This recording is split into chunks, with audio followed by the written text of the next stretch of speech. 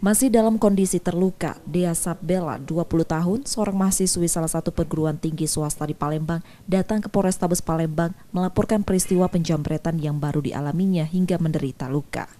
Warga Jalan Bungaran 5, 8 Ulu Palembang ini pada polisi melaporkan penjamretan yang dialaminya terjadi saat akan pulang dari kampus dengan sepeda motornya. Korban didekati dua pelaku yang juga bermotor, yang salah satunya pelaku secara tiba-tiba menarik kuat tas yang dibawa korban. Kuatnya tarikan membuat korban jatuh dari motor dan mengalami luka.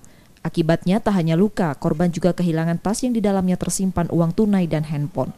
Tiba ada satu motor dari pelaku yang mendahului lewat kanan dan langsung menarik tas yang dibawa oleh korban sehingga korban terjatuh. Dan untuk kondisi korban sekarang sudah dilakukan visum dan memang benar ada luka di bagian wajah khususnya sebelah kanan karena korban tergeletak di sebelah kanan.